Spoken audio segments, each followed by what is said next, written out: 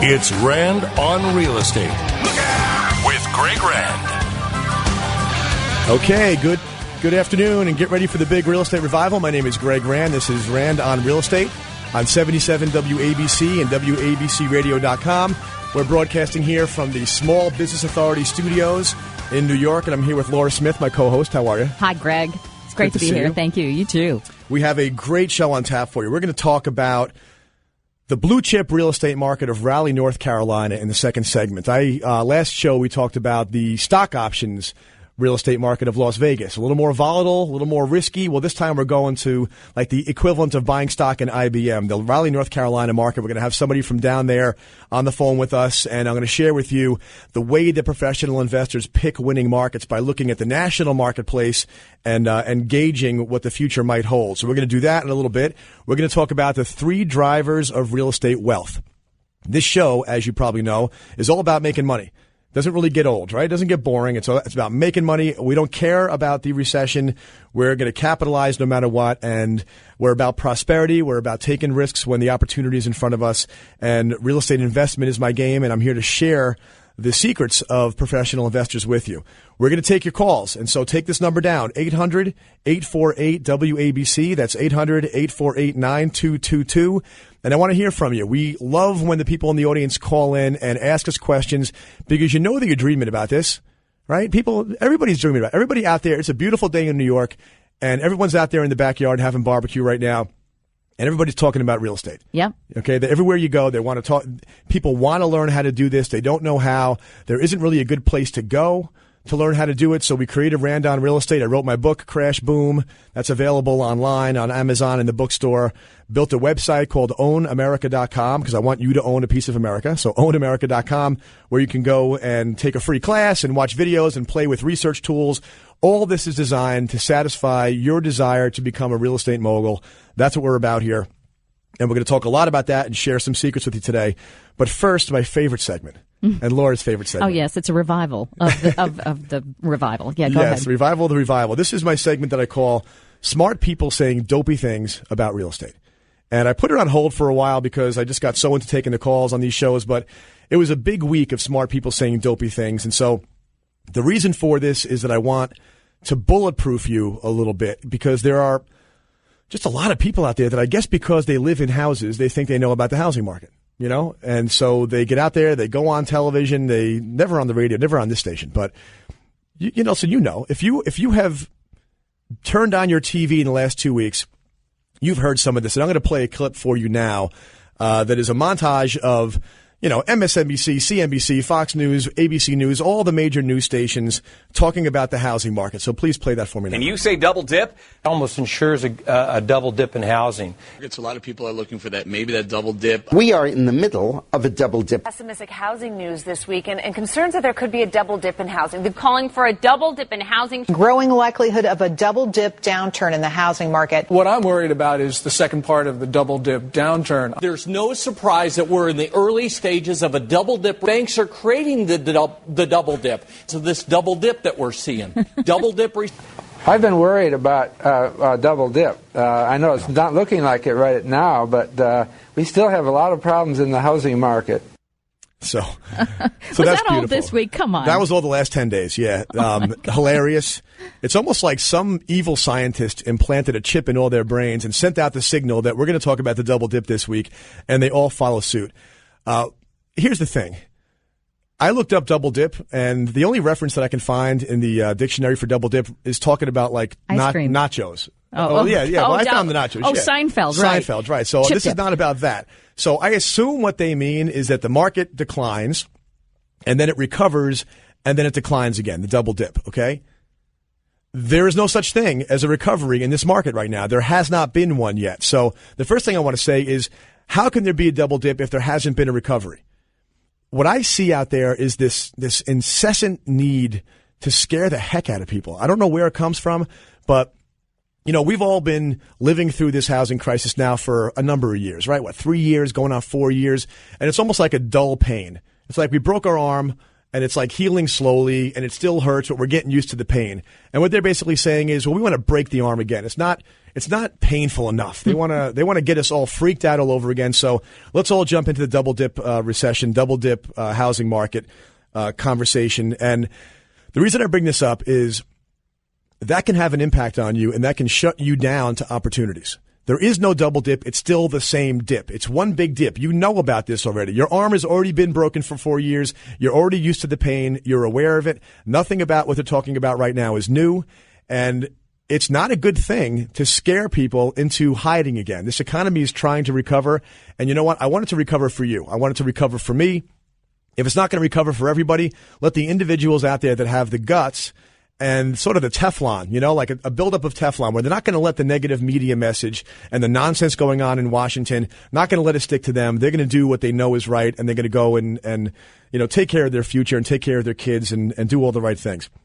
And what it reminds me of is, I was at opening day parade at White Plains, New York for the Little League. I'm a coach of my son's. He's 6 years old. It's really cute. So we had opening day in baseball, and I thought about the idea that I know a lot of guys who are real baseball fanatics. They act like they know baseball. They sit there in the armchair and they watch baseball games, all season long for years and years. And they played back in the day. But they think they know more than the coach. And they talk about, the stats and what pitcher should come in and who they should bat here and who they should bat there. And I don't doubt that they know something about it, even a lot about it. But if they had a conversation, a debate with somebody who played in the major leagues for 20 years, and they disagreed, I'd believe the major league player. I'd say, there's only so far that you can get if you're sitting in the chair watching it on TV. There's only so much knowledge you actually have. And if somebody actually experienced it and they say different, I'm going to go with them. So I'm that guy, okay? I'm 20 years in the real estate business. I've done everything in this business. I've run a big real estate company, 5,000 real estate transactions a year that we did. I ran a commercial real estate company, mortgage company. I'm actually not running those companies anymore because I started this new company, Own America, because I think this point in history is so important to get out there and talk about what opportunity is next in the housing market as an investment. But don't listen to the armchair quarterbacks in housing. They live in a house, and so they have, I thought about giving it a name, like housing expertitis or something, some disease they have where they just want to believe that they know this, even though they don't know it. They just live in a house. They go to work in a building, and so they think they know real estate as a result of being inside of some real estate now and then. So don't let them get to you. There's no double dip. There's one big dip. You already know about it. Nothing new here. Don't let them renew the pain and the fear. It's not happening out there. But what I can say is that there is definitely going to be a decline, I believe, in home value still, and it's purely for two reasons. One, we haven't given back enough yet. If you go to my site, ownamerica.com, there's a blog. On the blog just today, I posted up a chart for you that you can see an 80-year chart of housing prices. And you can clearly see that 2010, it was still too high. We have to give back some more to make it back to the trend line. So imagine a very clean, obvious trend line, and the 2010 number is still too high. It's going to come back. Add to that a couple of million foreclosures, and there's no question prices are going to come down. But after that, they're going to stabilize, level off, and therein lies the opportunity for us for the next couple of years. So when we get back, we're going to talk about a specific real estate market down in the Carolinas and get into the three drivers of real estate wealth. You're listening to Rand on Real Estate on 77 WABC. Back in a minute.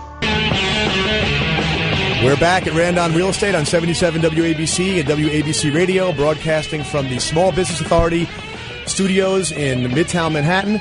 I'm Greg Rand. This is Rand on Real Estate. I'm with Laura Smith. How are you?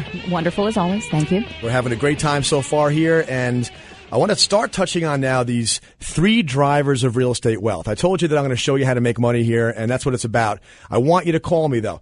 800-848-WABC. That's 800-848-9222. And ask me about the market that you've been dreaming about, because I know there's one, okay? You live, if you're hearing my voice, most likely in the New York metro area, or you could be on the web, you could be anywhere.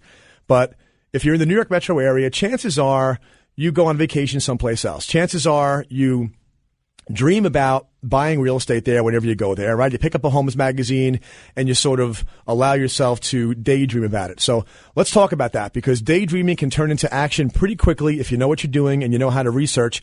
And today is the best time ever to be a researcher, to start using the power of what's on the web and the technology that's out there to start digging in and finding out, are those places you've been dreaming about living the later part of your life, are those the kind of places you want to start placing bets on now? So call me, 800-848-9222, and I'm going to jump now to one of those places that I mentioned earlier in the show, Raleigh, North Carolina, which has defied the housing meltdown. Just to set it up for you, Raleigh, North Carolina has, over the last 10 years, the median sale price in Raleigh was $150,000 just about 10 years ago. And it's $200,000 now. Okay? If you're looking at the chart like I am right now, it is a straight line up. Not straight up, okay? Gradual line up, but it has not been affected. And there are reasons for that. And so we're going to have somebody on the phone now who knows a lot about this. She's a very prominent real estate broker and a servicer of investors down there. Her name is Kimberly Conroy. How are you, Kimberly? I'm doing great. Thank you, Greg. Well, thanks for being on the show with us. My pleasure. So now you're an original, right? You've been down in Raleigh your whole life? Yes, I'm original. I'm a native. Okay. I've watched the city grow. So I can tell. I don't know what something about just hearing your voice gives me the idea that you're not fibbing with us here. You've been there for a long time, and you've seen the place change and grow. And so one of the things that I saw when I began to scratch the surface on Raleigh is the incredible migration pattern going there.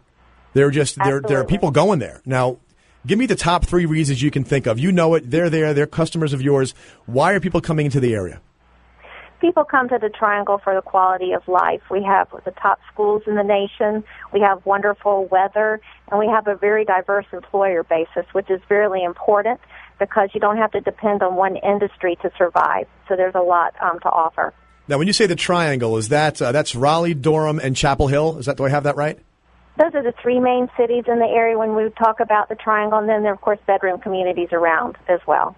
And you mentioned the university. I know Duke is one of those. What are the other 2 big universities? I forget. UNC, Tar Heels, okay. NC State, Wolfpack. Okay, so you've got tens of thousands of students in that area and all the support services behind them. And because they fall in love with the area when they come down there, they stay, they get jobs. Those are some of the major employers there, too. All the research those companies do, or those schools do. But then you've got IBM, you've got, I think, Cisco, right? We've got Quintiles, right. We've got a lot of biotechnology now, which is really growing sector here. And we see a lot of folks relocating to the Triangle for that industry right now. It's really interesting. So you've got a market here that didn't really share in the big party during what I call the roaring 2000s, right? When you guys were opening up the newspaper and seeing that Las Vegas appreciated at 18% year over year, what were you seeing in your market at that time? We were really happy with 2 to 4%. That was our big year, I think, was right at 2007 when we were seeing close to 5%. But prior to that, 2%, 3%, 4%, kind of steady as she goes. That's so boring, though, Kimberly. That's what? I said that's so boring. Didn't your friends in South Florida and Las Vegas tease you when they were bragging about 18 and 22% and you were only getting 4%? When I would have buyers in the car and they would ask me, tell me about the appreciation, and I would say, well, it's about 2 to 4%. They would just laugh and say, well, where we are, and they would go into these great rates, 10%, 15%, 20%. We didn't have that. And, at first they felt that this market wouldn't be a strong market to invest in, but they have found out since then that it has been a strong market to invest in because we are staying steady. We're not losing value.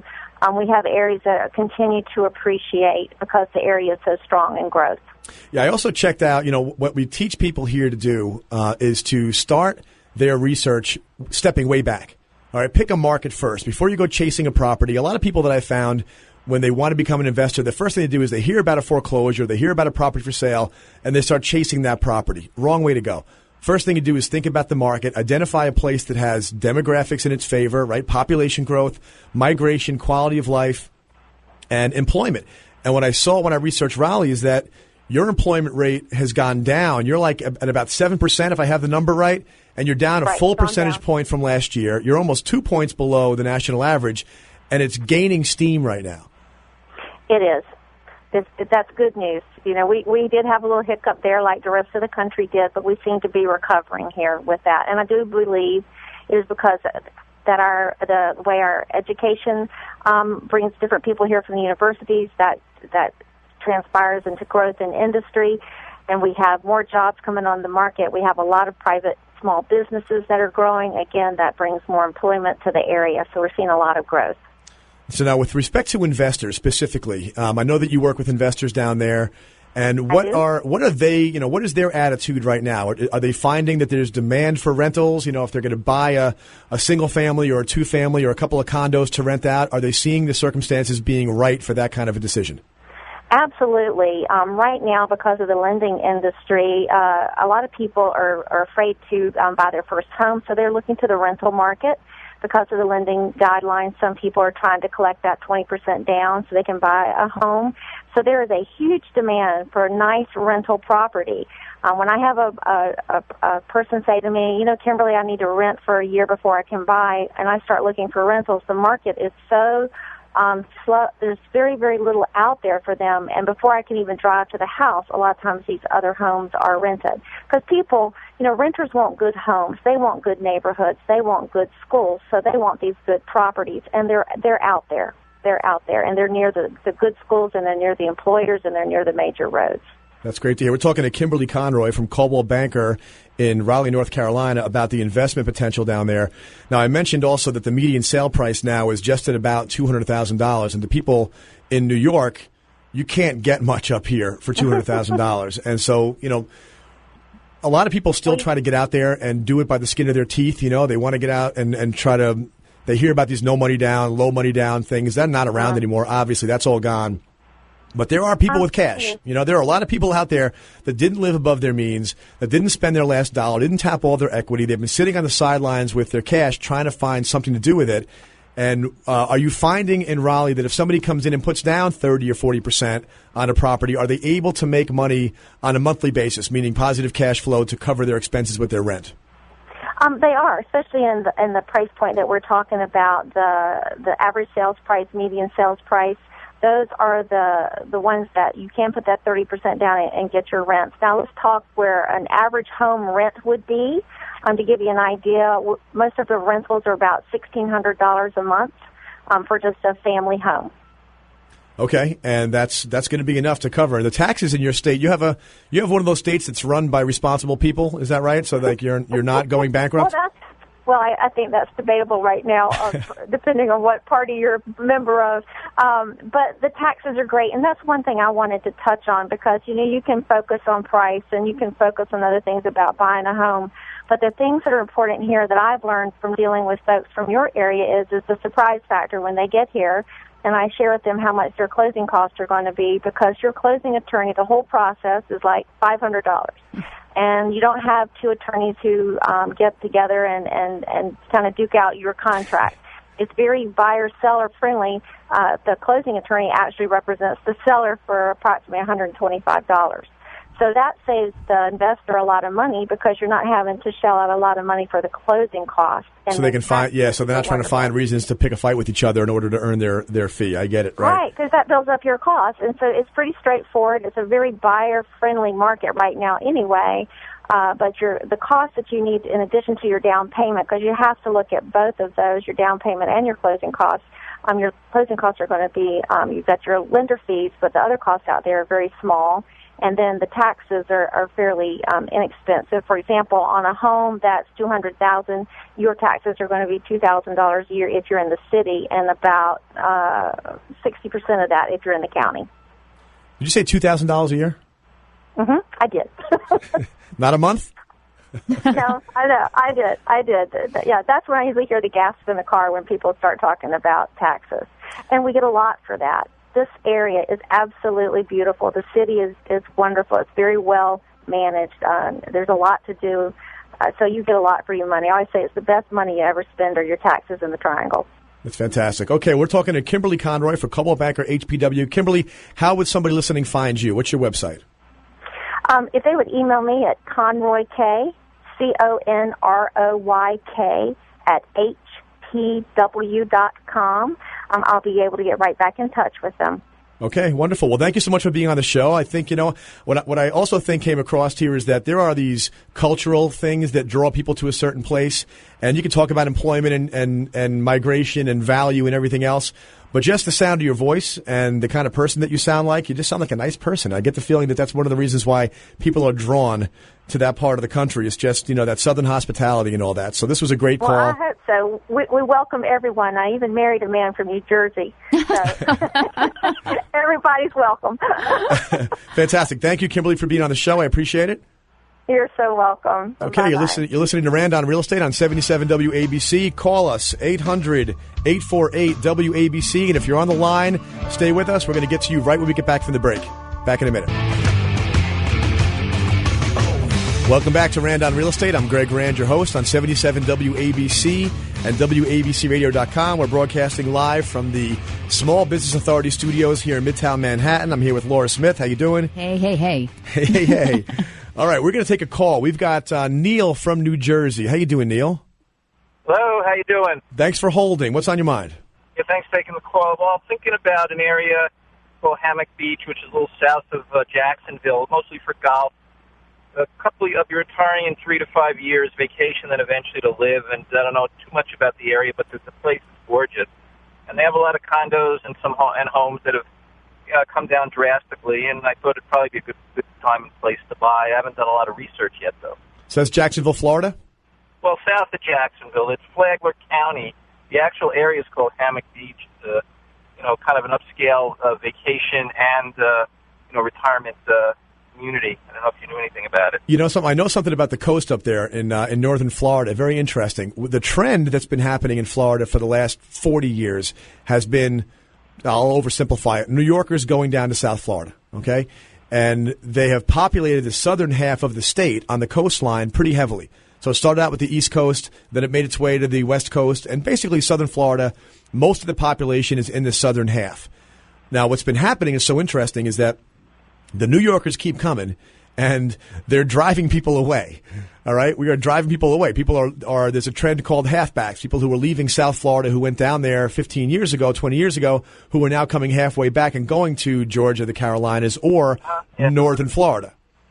A lot of people, that coastline below Jacksonville, between like Vero Beach and Jacksonville, that's a hot area right now. In part, you know who's going there? People are leaving Miami, and they're leaving Fort Lauderdale and Palm Beach, and they're going up there because it feels a little bit more like what they fell in love with 20 years ago.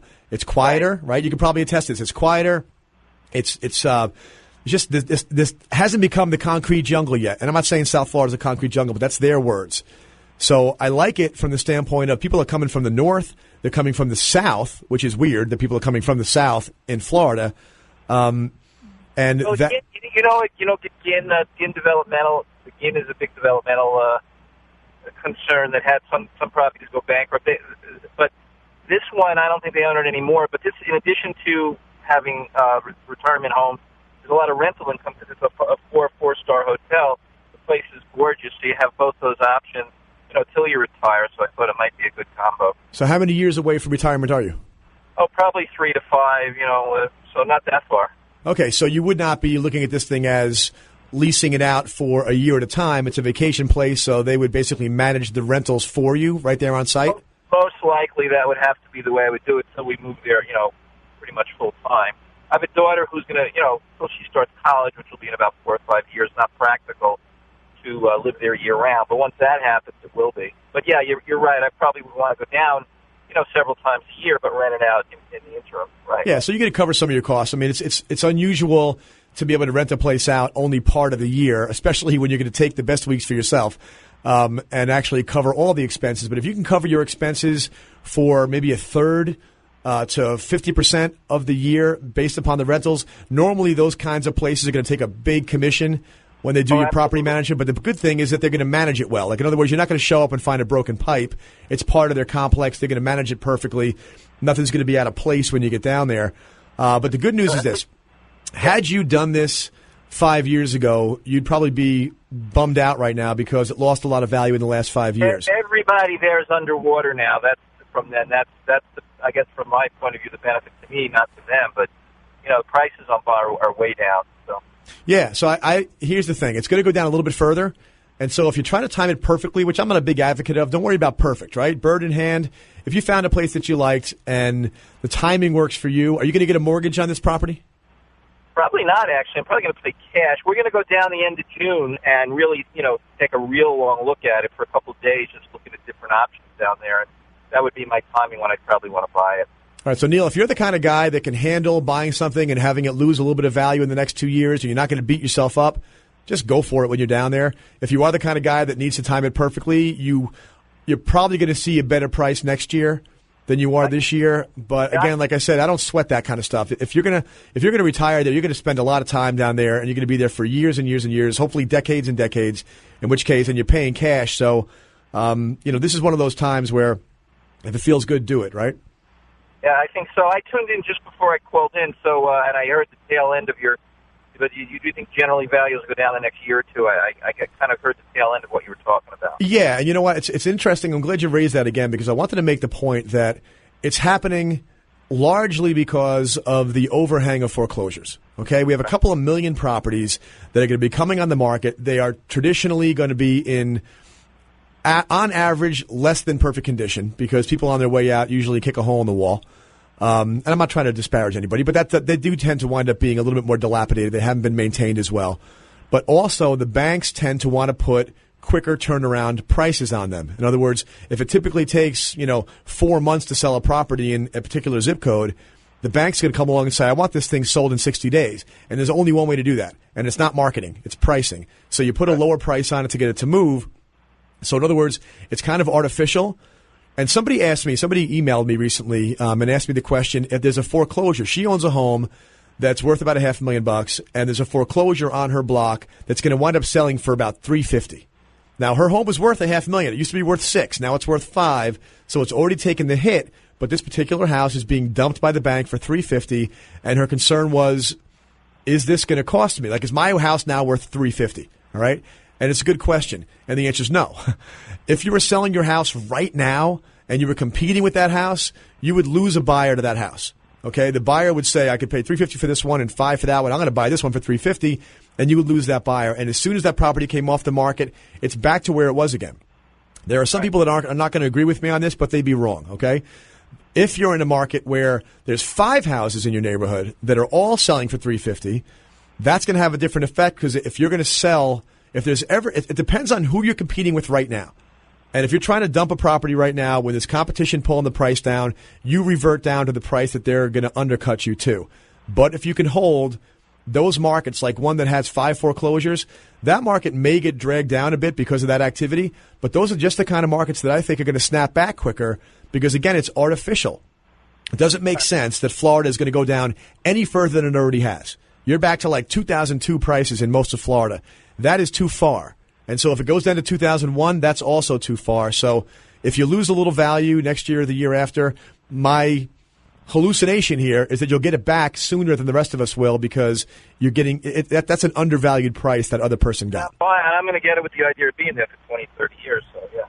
Yeah, so you're golden. I'd pull the trigger when you go down there because it's going to be a heck of a lot of fun, and you're going to enjoy the experience, and you're going to time it almost perfectly.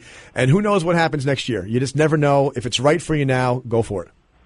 Thanks very much. All right, Neil. Thanks for the call. I have a question for you. Yes. If he wasn't interested in having that property as a retirement thing, would it still be advisable for him to go look around and buy something as an investment, or is it only if it ends up being your retirement home? I'm glad you asked that. If he was going to be doing this because he was going to retire in like 15 or 20 years and he knew he liked the area, so he wanted to kind of place a bet, take a position in that market to season it over time, and then maybe later on parlay that into a retirement home, I would suggest that he take his money and go inland.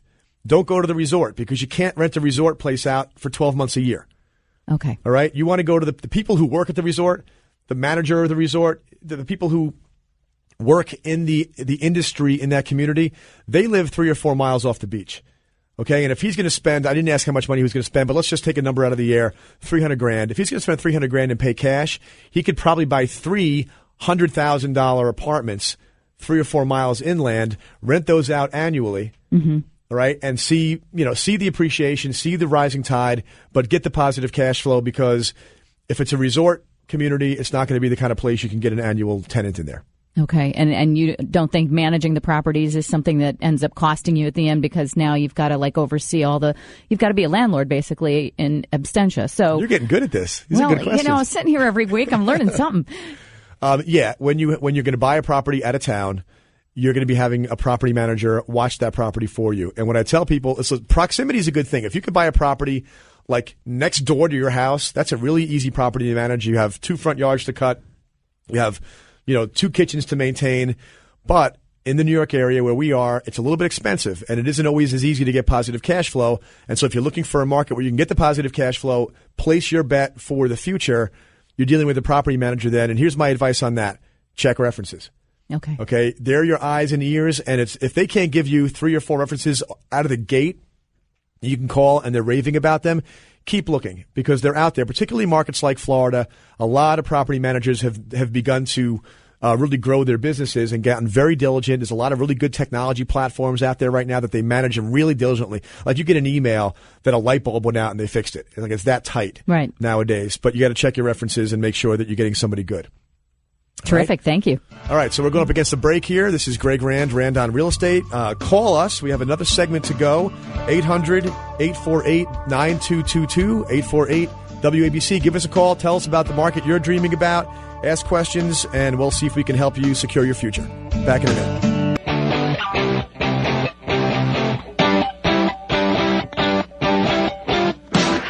Welcome back to Rand on Real Estate. I'm Greg Rand, your host on 77 WABC and WABCRadio.com. And we're here talking about building wealth in real estate, recession be darned. And we have a call from Nina in Queens. How are you, Nina? Hi, I am a self-made millionaire in real estate. Good for you. I was in stock market in 1999. I cashed everything in from my 401k, and I paid $200,000 penalty.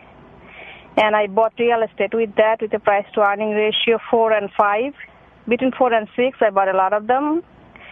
Now the rent has gone up. It's commercial, and then I'm making fortune. My question is, if people don't know how to make money in real estate, why everybody has to have a home? Why can't they rent?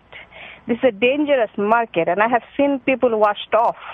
What kind of government is in place that cannot teach people to rent, but they have to have a house, and there's a cash for, buying real estate? Why is that? Why Washington is so wrong? Well, actually, it's funny. They have kind of changed their tune lately, talking about how, hey, your home is not the fact that you own it. Your home is where you have your Thanksgiving dinner, and so don't be so glued to the idea of home ownership.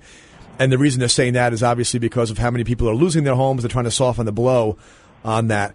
The reason why this country for just generations has encouraged home ownership is because of the belief that if you're going to have a housing expense, right, every month you're going to write a check. You have to. You want a roof over your head, you're going to write a check.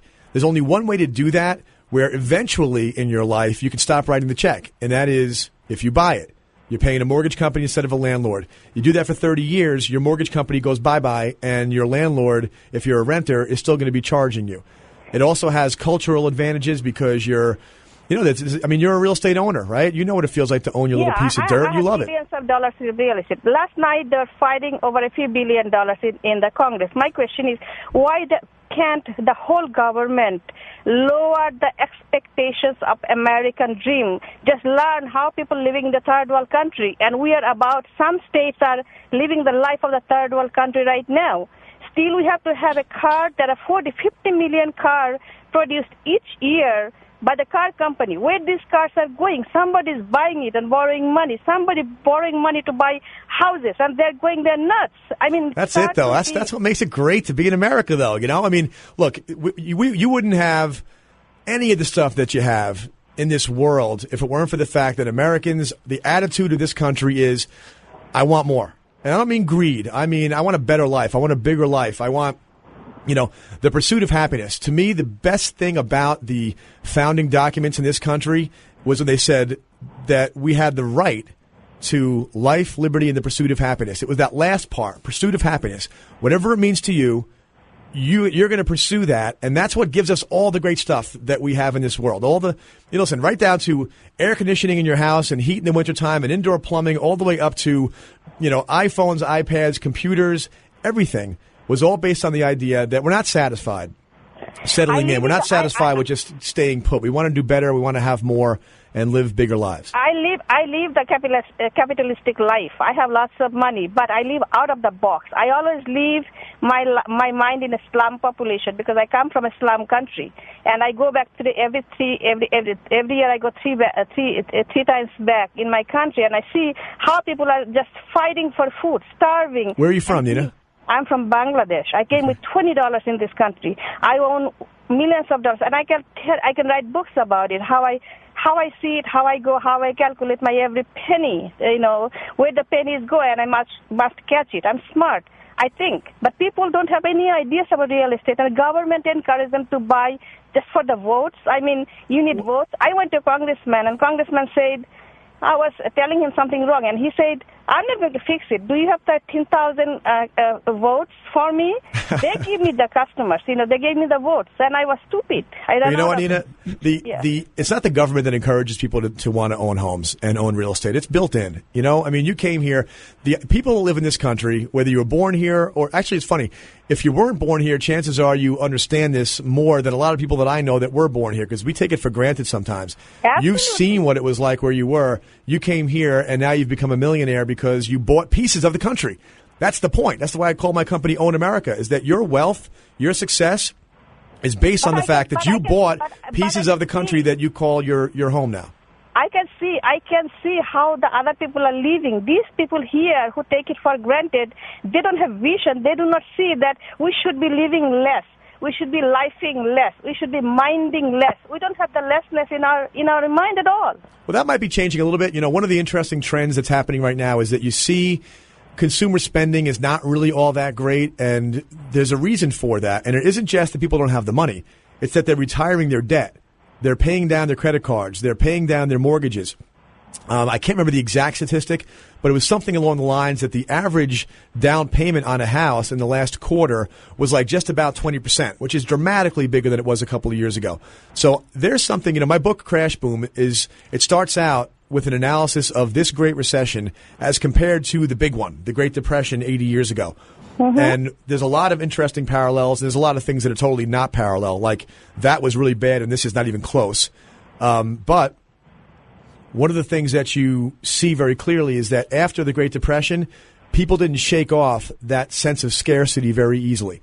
They, their entire lives, they remembered that it was, there wasn't enough food to go around. Look, in the year 600, the population was 200 million. And post-industrial revolution, in 200 years, the population increased sixfold, the income increased tenfold. But in next 50 years, we're going to be doomed. We're going to have nothing left because we exhausted what we got. Now, don't worry about that. A lot of people come to that conclusion that it's going to get worse. It's never going to be as good as it was. But I don't buy that. I think that what this country was designed as perfectly as can be, because it takes the best in human nature, and sometimes it appeals to the worst in human nature also. You're talking about people who right now maybe are thinking the wrong way, but the majority of this country still has it in their genes, hardwired into them, to want to work hard to get what they want. They're dreaming big. Okay, Nina, listen, I feel your concern, all right? But remember, the experience that you've had being in this country has been exceptional. That's what everybody else wants to, and they deserve that. The government isn't really the driving force, and I know these days it kind of feels that way, but they're not. They never really have been.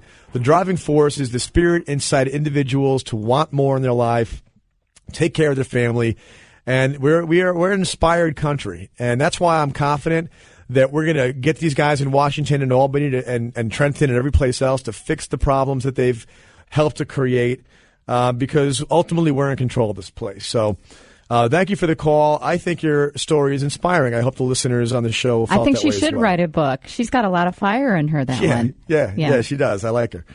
Okay, so we're wrapping it up here. This is Greg Rand. This is Rand on Real Estate. I promised you I was going to tell you about the 3 drivers of real estate wealth, and I'm going to tell them to you relatively quickly. They are, number 1, appreciation. All right, there are people that will tell you that appreciation in real estate is a bonus, and they would be dead wrong. Appreciation is what builds the wealth in real estate, and that's why I'm so passionate right now about getting people to think about taking action over the next couple of years, because we are, as a market, overcorrecting. We are going below market value as this foreclosure crisis drags us down deeper.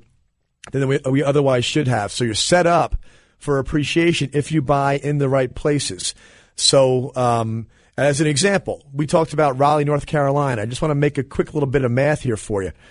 If you put down 25% to buy a property in Raleigh, and Raleigh only appreciated 2.5% in a given year, which is a low number, don't forget, you put down 25%. That 2.5% appreciation was a 10% return on your investment.